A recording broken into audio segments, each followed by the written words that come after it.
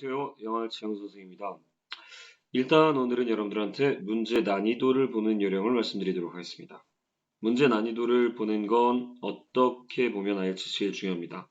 실제 시험에서 여러분들이 IELTS 문제를 시간 안에 다 풀 수 있다면 좋은데 그렇지 못한 경우가 많이 있거든요. 지금 화면에 나오는 문제들은 캠브리지 11권에 나와 있는 주관식 문제입니다. 여러분들이 보시기에 이 문제는 어려워 보이시나요? 쉬워 보이시나요? 보통의 사람들은 해석을 기준으로 이 문제가 쉽다 어렵다를 따지는데요. IELTS를 배우고 나면 해석을 기준으로 문제가 쉽다 어렵다를 따지는 건 약간 전문적이지 못한 관점입니다. 여러분들이 나중에 IELTS에 대해서 빠른 시간 안에 합격할 가능성을 보여줄 때에는 보통은 다른 관점에서 문제가 쉽다 어렵다를 따지게 됩니다. 한번 보시겠습니까? 실제 여러분들 지금 보고 계시는 문제에서 7, 8, 9번을 봤을 때 어떤 문제가 쉬울까요? 전 개인적으로는 8번이나 9번이 조금 더 쉬울 수 있다고 생각을 합니다. 왜냐면은 8번과 9번 같은 경우에는 558나 20th century라는 위치키가 보이거든요. 그럼 이 두 문제 중에서도 어느 문제가 더 쉬운지는 조금 더 본문을 참조해야만 알 수 있는 부분이 있습니다. 한번 본문을 보도록 하겠습니다. 자, 본문을 한번 볼까요? 굉장히 잘 보이지 않으세요? 550 AD.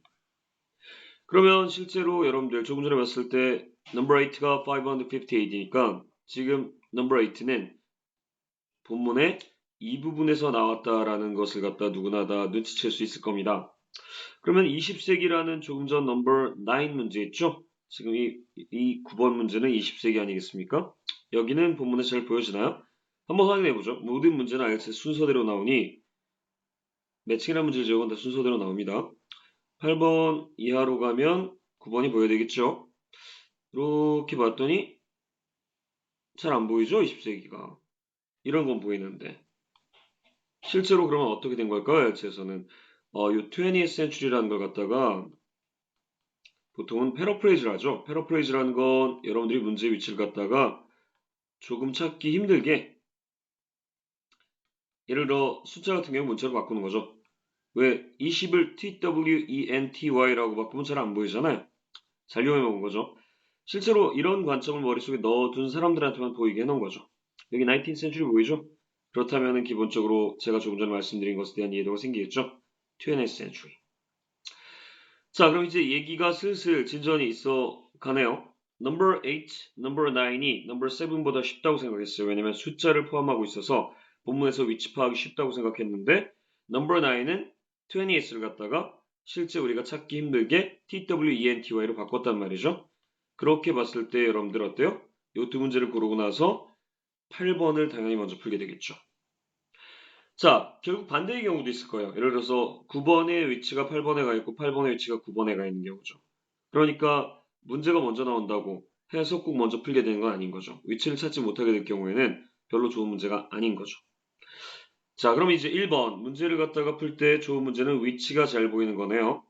하지만 두 번째 조건도 알아두시면 좋습니다.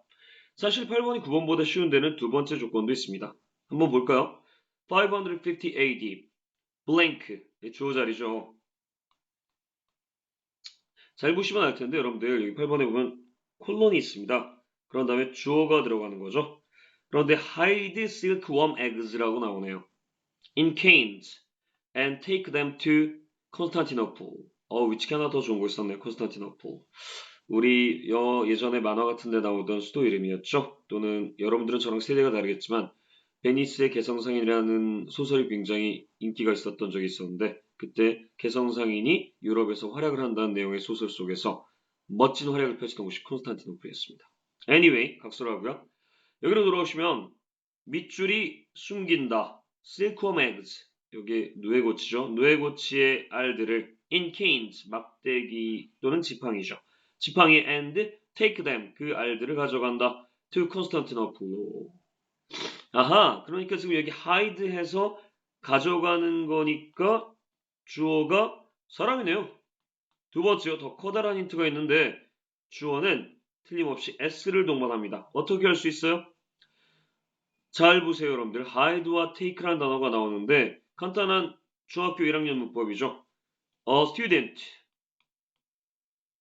학생이죠. 가지고 있다. has라고 쓸 겁니다. 반대로 주어가 student예요. didn't 치면 has일까요? have일까요? 당연히 have입니다. 그러니까 실제 여러분들 어때요? have가 아니라 has였다면 주어 자리에는 단수명사가, has가 아니라 have라면 주어 자리에는 복수명사가 있는 거죠. 즉 주어에 s가 있으면 동사에는 s가 없고 반대로 동사에 s가 있다면 주어에는 s가 없는 법이죠.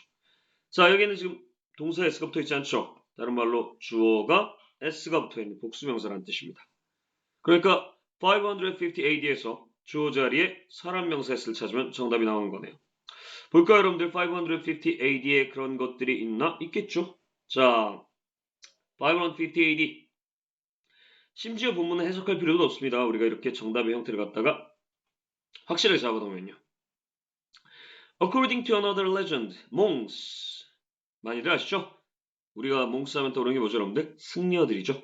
Working for the Byzantine Emperor. 자, 여기까지 나왔으니까 결국 Emperor가 사람이잖아요. Emperor는 단수잖아요. 넣을 수 없겠죠? 몽스가 당연히 정답이 되겠습니다.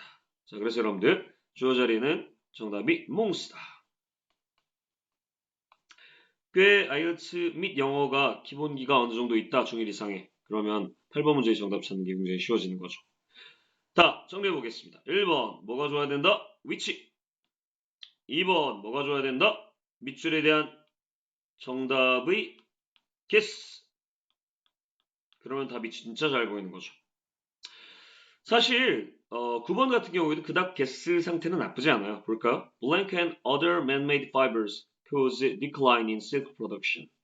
엔답들은 같은 느낌의 것이 들어가거든요. 영희와 철수 뭐 이런 거죠, 여러분들. 아버지와 어머니 이런 느낌이죠. 그럼 밑줄과 다른 인간이 만든 섬유들은 그럼 여기에는 뭐가 들어가야 될까요? 섬유가 들어가야 되겠죠. 밑줄과 인간이 만든 섬유들은 cause 일으킨다, decline 쇠퇴를 in silk production 이 비단 산업에 있어서의 비단 생산에 있어서의 쇠퇴를 가져온다. 결론적으로는 밑줄에는 비단 산업, 비단이라는 이런 우리가 예전에 고급스럽게 많이 사용하던 그런 옷감의 쇠퇴를 가져온, 쇠락을 가져온 뭔가 인간이 만든 섬유가 들어가겠네요. 사실 20세기라는 위치만 살짝 숨겨놓지 않았더라면 이 문제 또한 신의 한 수의 문제가 될 수 있었을 겁니다. 왜요? 비록 우리가 원하는 위치라는 부분엔 부족함이 있으나 밑줄에 대한 정답을 갖다 찾는 것은 나름 괜찮은 문제니까요. 자, 우리 해석보다는 우리가 여기에서 조금 전에 생각한 대로 밑줄에 들어갈 인간이 만든 섬유를 찾아보죠. Then, in the 20th century, new man-made fibers. 이건 이제 조금 전에 밑줄 옆에 나온 거죠. Such as nylon. 아하. 이놈 얘기하는 거군요. 자, 나일론, NYLON인데요. 알아두시면 좋습니다. 리스닝 주관식 정답으로 심심치 않게 나오고요. 많은 분들이 틀리십니다. 왜요? 우리가 나일론을 말을 할 일은 많아도 쓸 일은 없잖아요. 그래서 예전에 문제 나왔을 때 많은 분들이 자기 옷에 있는 레이블 찾아보고 난리가 났었어요. 시험장에서. 왜요? 혹시 레이블에 내 옷이 나일론으로 만들어져 있다면 나일론 스펠링이 나오지 않을까 해서요. 현실은요. 폴리에스테르나 아니면 여러분들 울 100%를 찾았죠. 몹시들 괴로워했죠. 여러분들 오늘은 2월 1일, 2월의 첫째 날입니다. 사람은 언제나 매달 첫째 날에 이런 생각을 합니다. 이번 달은 한 번 더 열심히 해볼 거라고. 이 동영상이 그런 여러분들 열심히 하겠다는 마음에 불을 지펴줬으면 좋겠습니다.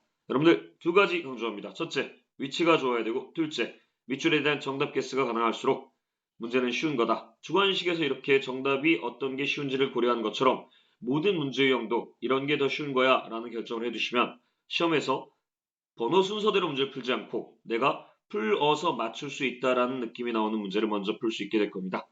좋은 하루 보내셨으면 좋겠습니다. 감사합니다.